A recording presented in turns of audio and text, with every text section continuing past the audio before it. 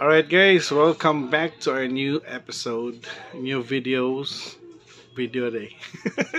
And here I just want to share to you guys na yung amplifier load test rig. So ito yung pang load natin instead of speakers kasi maingay yung speakers at saka very reactive yung speaker sa surrounding as well as the amplifier. So ito yung fixed resistance resistor yung gagamitin natin. Mostly ito yung ginagamit. And it is rated 6,000 watts at 8 ohms. So isang ganito 6,000 watts, 8 ohms. So dalawa. So 8 ohms, 8 ohms, 6,000, 6,000 yan. So ito yung wiring ko. So yung dalawang pin 1 at pin 1 ng this side, left side ng dummy load. So ground yan. So nakalink lang yung dalawa. Papunta ang current sensor ng power meter. Ayan. So current sensor. So diretso na yan sa negative ng speaker terminal galing sa amplifier. Ito galing sa amplifier. So kabila dito. Punta sa amplifier yan. So yung positive niya terminal is pupunta dito sa breaker. So dalawang breaker. Ito yung main breaker tsaka ito yung parallel breaker para mag-parallel tong dalawa. Yan. So now, itong isa, yung 1 and 2 is going to directly connected to the terminal, speaker terminal para for indication na meron na siyang voltage na papasok, iilaw to. Without that, kailangan natin ng modification ng meter na ito para umilaw ng steady. Pero anyway, pwede naman ganito para hindi na mag-additional 5 volt supply. And so galing sa speaker terminal, papasok dito sa breaker dito. So kahit i-on mo to, yung 4 ohms on, parallel breaker, hindi mag-on kasi hindi maglo-load yan sa speaker sa dummy load kasi ito yung main. So yung main meron siyang wiring connection, parallel yung dalawa. So connected yung dalawa, tsaka may jumper papuntang dummy load dito. Yung unang dummy load yan. Tsaka yung isang wire is babalik yan papuntang ito. So basically pang parallel lang yan. So pag on mo nito, so loaded na ng 8 ohms yung amplifier. Pag na-on mo itong pangalawa, 4 ohms. I-off mo yan, tsaka pag nag-on mo yan, ganyan, automatic 4 ohms. Pero pag naka-off yan, 8 ohms lang. So, yan, very safe. Pag yung ganitong breaker, gustong gusto ko kasi pwede mo ganyan, no? Yan, so, may voltage output, tsaka hindi mo i-diretso, yan, pwede mo siyang temporarily ganyan lang. Makita mo na yung may problema yung amp pag may load. So ngayon kaya ko nilagay yan dito directly sa speaker para iilaw to pag meron ng voltage. Yan, so draw natin. Okay, i-draw ko para mas malinaw. I-draw ko yung lagay mo natin. Yan. Okay. So ito yung resistor, yung unang resistor.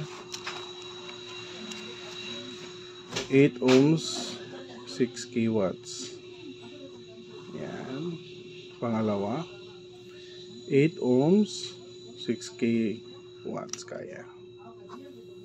Yan. Then it is connected here. Yan, parallel yan. And then ito input yan. Okay. Okay, then pupunta tayo sa magdo-drain tayo ng power meter. So power meter. So marami yan sa Lazada.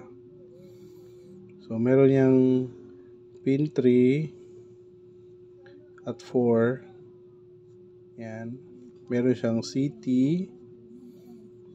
Yan. Meron siyang CT. Current sensor. So yung negative terminal is papasok yan sa current sensor. Then lalabas. Patungo na yan sa input ng speak on. So negative galing sa amplifier. And then dito may isang breaker, tsaka may pangalawang breaker.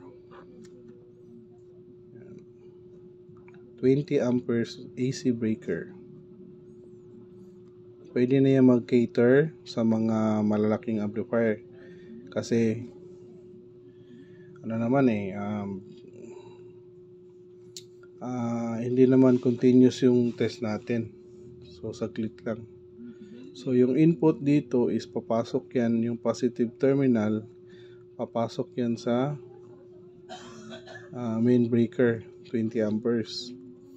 And then ito naman meron siyang jump pair. Yan. So 20 amperes times 2. And then ito, yung terminal na ito is pupunta yan dito para mag 8 ohms. Yan. So pag ganyan yung configuration, i-on mo ito. So from negative, yan yung flow puntang positive, di ba? From amplifier. Yan. Then paano mo mag-parallel? Simple lang. So ito yung isang terminal dito. So 4 ohms, 8 ohms config. Pag nag-on to, ano to? 4 ohms. Ito naman 8 ohms. Diba? Simple lang. Then yung power meter is my input, diba? Pin 1 and pin 2. So AC power meter is pupunta yan sa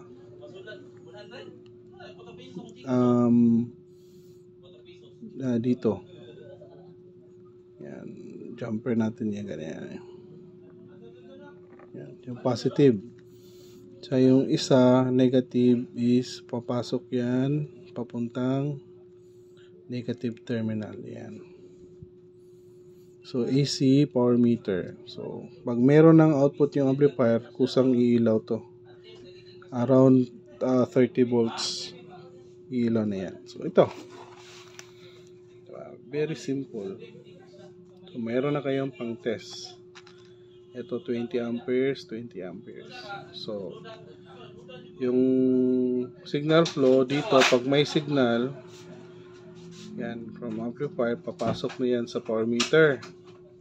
So yung negative terminal papasok din sa power meter. So ilaw na yung power meter, pero hindi pa yan magdi-display ng power or wattage. Magdidepende yan sa load. Kaya meron tayong current sensor, CT, current transformer. Pag meron ng current flow, maglalabas siya ng wattage na reading. So pag na-on na ito, automatic 8 ohms configuration, di ba? So positive, so circuit breaker papuntang unang dummy load. So meron tayong 8 ohms. Then meron na tayong loop papasok sa current sensor tsaka yung amplifier. So meron naka-load yung amplifier sa 8 ohms load. Pag na-on naman ito, so magiging 4 ohms kasi yung isang terminal nito, yan, yung isang terminal nakakonect na yan dito sa output ng breaker. Kaya yung isang terminal sa 4 ohms load. So para lang na-short mo lang yan. Yan, para naka-short, diba? So dalawang 8 ohms in parallel is 4 ohms, diba? So yan. Freedom.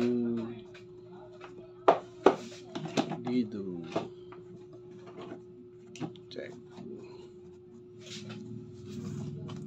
Yeah. Okay guys, that's it. And thank you for watching. And bye-bye.